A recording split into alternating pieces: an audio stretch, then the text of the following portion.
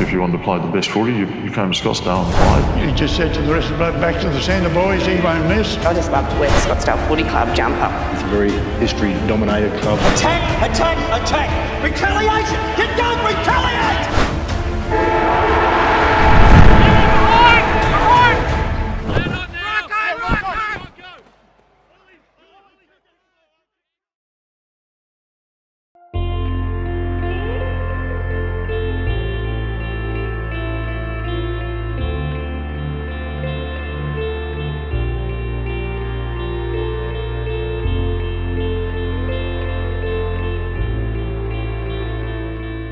Well, from football to someone who's been a part of the Scottsdale Football Club for a long time in an off-field role, and we're going to hear some great stories, I'm sure, of some of the treatments that he's had to provide to players over the years. Murray Partridge, welcome. Good to see you back up here at the Scottsdale Footy Club.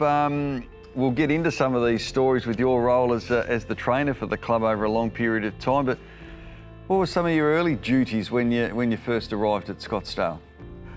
Yeah, well, when I first arrived, I was only 5 years old. We came from the Bowler, which is just down the road. But Mum and Dad were heavily involved became heavily involved in the club. So some of my early duties were cleaning footballs and polishing them up,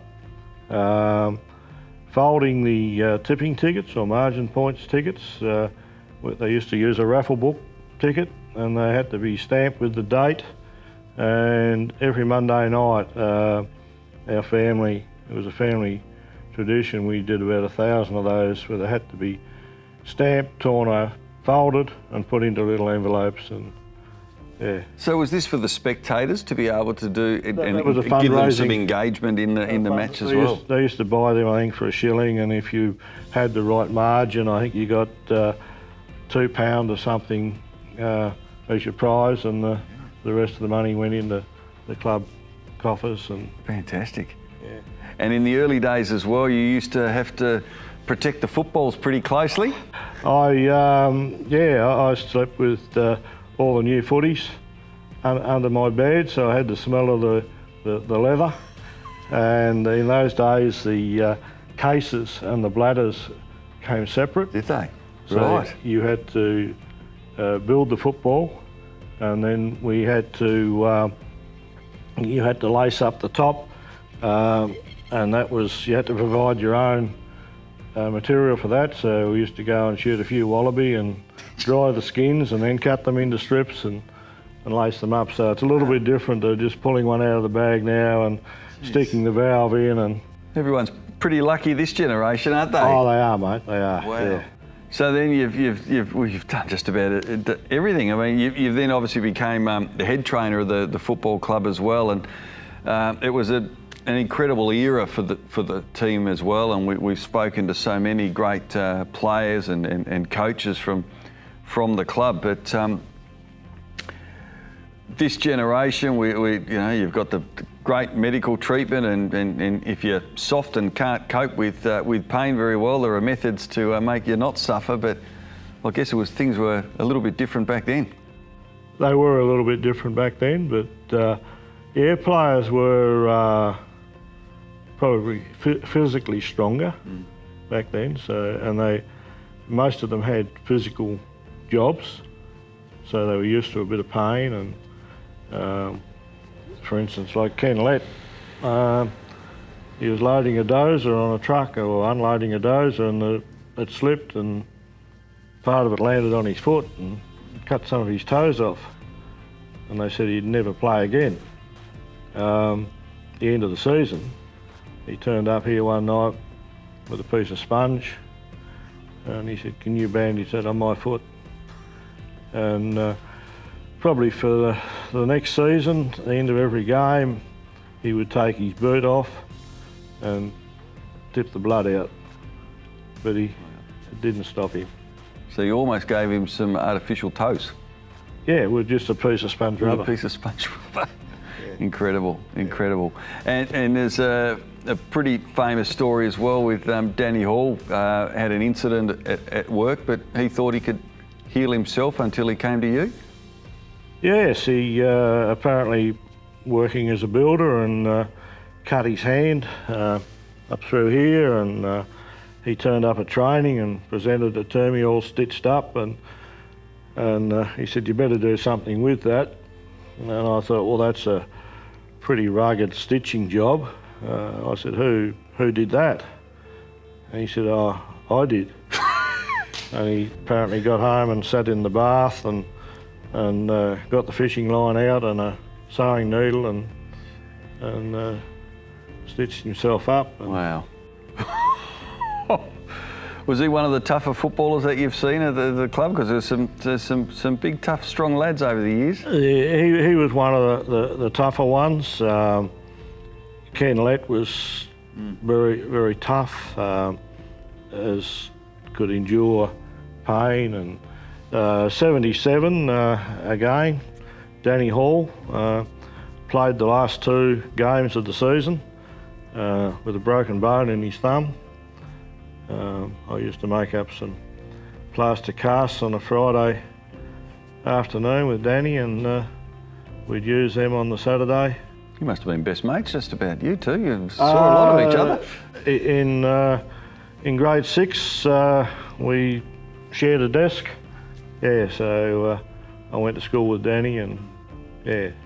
What do you think helped make Scottsdale such a great club? Because they were there for a long time, really the envy of football in Tasmania. Look, I think it was just the dedication and the commitment of the players. They were so committed. And a lot of them were local too, weren't they? They were local, yes. We only bought in, well, the first imports that we bought in were Manny Gannin and Kevin Simons from Burnie. And I can remember both those players coming. Manny was just a silky smooth centreman, and Simo was just handball crazy. And that's what got Scottsdale moving. We had a very good centreman and a rover that could run upside down virtually, and he just handballed and he got everybody involved. And we never looked back from that era, really. That was a magnificent time for the club. And thinking back in your role as a trainer, anything else other than all of Danny's woes that he had from time to time that you've had to fix? Anything else stick out in your mind as that you want to share in terms of a significant injury or a strange injury that you've had to work on with someone? One day, York Park, I think it might have been Chris Lovegrove. I think he'd been stomped on, and he had a big blood blister under his toenail, and he wanted me to drill a hole and let the pressure out. And I said, well, geez, I don't really think I got anything. But Peter Roozendaal, as a plumber, had a car full of gear, so he produced a electric drill. I said, here, try that. And you did? Yeah. Did it work? It did. I didn't go right through with the electric drill. No infections? The last bit with it. No. The drill was fairly clean? Yeah. Oh. And you've seen a lot from the other side of the fence. So many great players, but who's a couple that over the journey stood out for you, particularly the local players? Oh well, we got your Danny Hall, your Ronnie Hall, Stephen Nichols. Greg Lethberg was a champion. Greg Martin was on the wing, was a very professional. Had a very professional attitude and was so physically fit and strong. Tubby Gillespie, who is now the head trainer here. Tubby wasn't very big, played centre half back. I remember he played on Stephen Theodore here one day when Stephen had come from St Kilda. And just before half time, Tubby received a kick in the back, and at the stop it sliced the skin open up around his shoulder blade. And at half time he said, can you stitch it up? And I said, well, we can't stitch it. There's nothing to stitch. It was just like a fillet. So we did fix him up, patched him up, and he went back out. And Stephen Third said to me, when I did go out on the ground, he said, I thought I'd get rid of him. He said, because, Tubby was, he worked in the sawmill, so he has such strong hands and could take very good marks, Well, look, it's been great to meet you, Murray, and to get some insight, and particularly off-field as well, because that's something that we've spoken to so many great champions of this footy club. But thanks for being a part of it and sharing all your stuff as well. Right, thank you.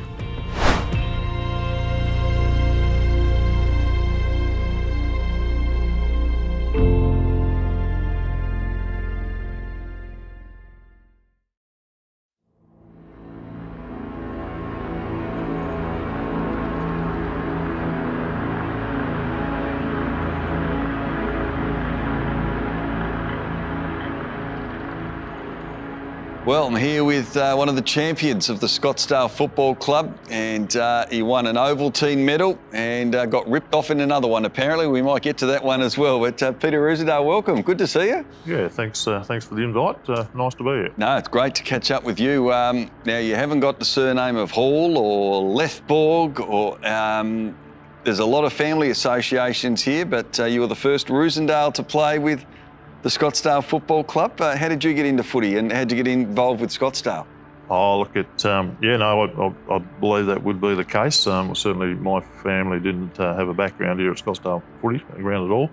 Just a local resident from Bridport from 12 months old and schooled at Bridport Primary and then Scottsdale High School. And so the Scottsdale Association just was a natural progression from from playing under 16s, under 14s, under 12s and school football, and then just progressed through the grades and from there. And now probably my family and that sort of stuff afterwards has an association. I've played footy and son and daughter and grandkids and that sort of stuff. So yeah. Was it always football for you in the winter, or did you try out other sports? Nah, football. Yeah, okay. And not a cricketer. Summers for the beach and water skiing and fishing and. Well, you live in Bridport, why wouldn't you? Yeah, so no cricket, just footy. But footy was a big part right through all the time. It still is now, but not So the interest from over in the VFL, did that interest you? Not at all. I was signed up with Essendon for 2 or 3 years, out of school and that sort of stuff. I used to go over and play practice games, but I could not see myself in Melbourne at all. And I used to leave Launceston on a Friday night on the last plane out, and I'd be back in Launceston on Saturday night after going over and have a train and run or training and that sort of stuff. So I was signed up with the Bombers when Shirty first started there. So in an early then, but I had no intention of going. Didn't want to go.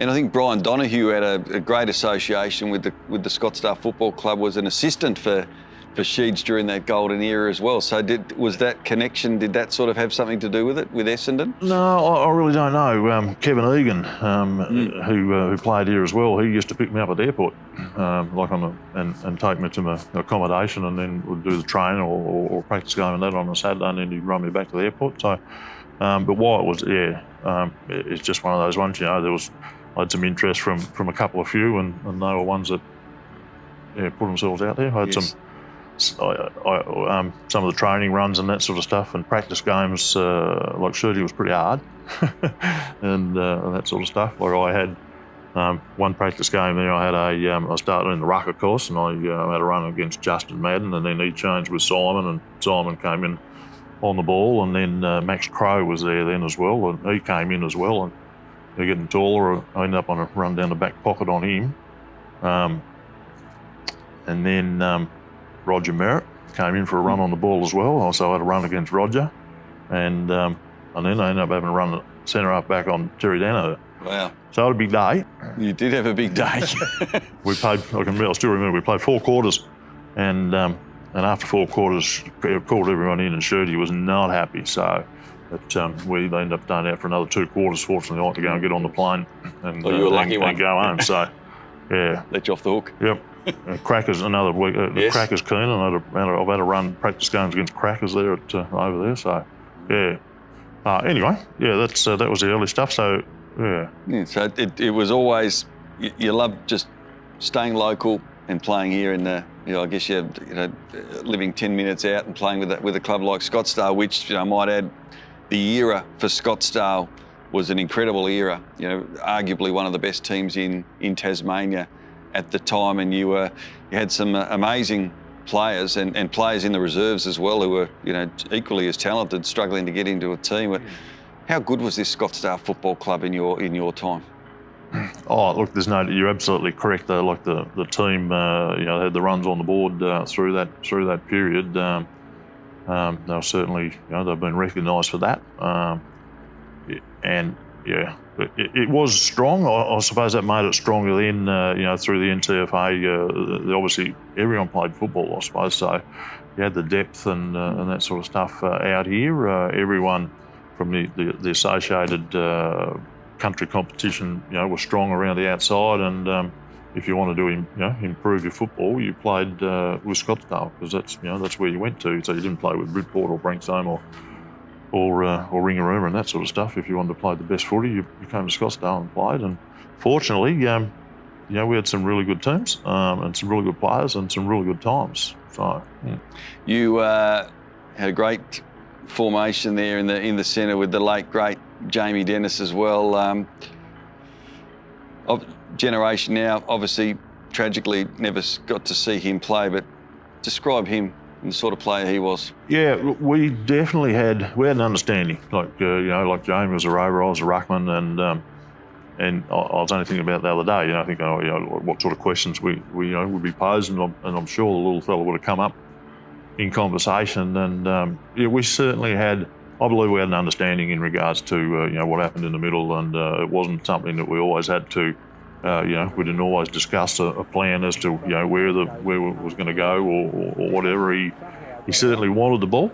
He demanded the ball, and then you felt you had this obligation to do your damn best to get it to him.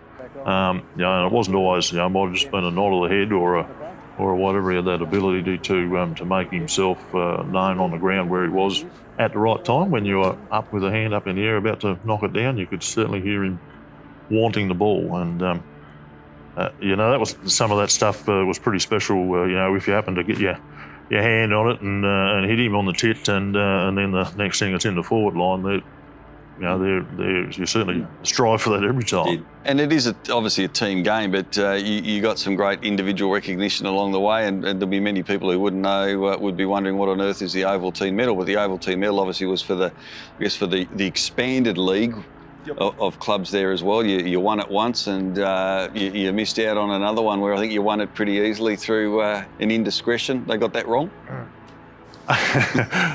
Everyone always says they got it wrong, but I can assure you in this particular time, the first time when I did win it, I think it was '89, so I got reported for striking, and I went into stop a fight at Deloraine. It was between Robert Kerrison and someone else, and busting up a fight, got reported for striking, and anyway, cost the medal. But well, you can't help your size, can you? No, that's right. But like I said to you before, after that I have been up since, and when I have been guilty and walked away, found innocent. So I suppose it comes out in the wash, doesn't it? It does. Another interesting sidelight as well. You headed off to King Island, spent a couple of years over there playing football in their 3-team competition. How was that? Yeah, we did. And how and why we ended up there. I laughed at that. Donna, my wife, she loved it on King Island. That if you're not a local girl, it's a bit different. But it was a good spot. We ended up there. We'd been to Melbourne. We left. We went to Melbourne in '84 and played footy over there for 12 months. And then when we came back, there was a job opportunity over there with the council as a plumbing and building inspector. So we ended up on King Island. So obviously then. I ended up playing football with Curry, and I coached and that sort of stuff for a couple of years. We were there for 3 odd years. Yep. I enjoyed it, or I really did enjoy it. It was, I played 3 teams, so play 2 and have a bye, and certainly get to know your opposition. And football still runs in the family. Obviously, son Daniel and daughter Miranda, who have been a great part of the Scottsdale Football Club as well, and that must be fantastic. And our grandkids as well coming through. How do you and Donna enjoy that? It must give you a lot of satisfaction. Yeah, no, it does. My son-in-law played football here as well, and he's captained the seniors and that sort of stuff. My son played football here and had a couple of best and fairest. And now my daughter, she played with the inception of the female stuff, the girls' football, and both have coached the kids, and now we have a couple of 3 grandkids that are playing football here with Scottsdale as well. We still duck up and watch when they're playing, and we get a lot of enjoyment out of it. So, yeah. How do you see the club travelling now? Obviously, football's changed an enormous amount, and I think a lot of people now working on Saturdays and not having that flexibility at times has made a massive difference. But how do you, I guess, summarise football now compared to 20, 30 years ago? I suppose everyone seems to be busier. I don't know whether we are busier or not, that sort of stuff, or there's just so much more going on. There's so much more available to the young ones this in this era and that sort of stuff, where it's more difficult. I mean, the numbers make it, depth and numbers certainly make it difficult. But when the club's been around for a long time, and I have no doubt it'll be here for a long time to come. No one's going to let that slide by. But yeah, the numbers and the depth is probably what makes it difficult, I suppose. It's a different era, isn't it? As you mentioned, and you've the crowds. I mean, back in the day as well, you must not that you needed to grow much, but the home crowd advantage here at Scottsdale must have made players just grow that even a bit more on game day, because crowds back then were pretty amazing. Yeah. No, right back. That's right. There was a lot of crowd and a lot of people at the football, and it certainly does. I can remember playing finals at York Park, and you do a lap round the front of the Scottsdale stand as it was then. You know what I mean? Obviously that's where they all sat, and a few thousand people went mad, and it certainly gave you prickles up the neck and made you want to do your best. There's no doubt about that. Well, look, it's been great, Rooza, to come back and reflect, and you're part of a great era, but your contribution was enormous to the club, and it's great to see the Roozendaal name still going strong a couple of generations later as well. But thanks for being a part of it. No, thanks for the opportunity.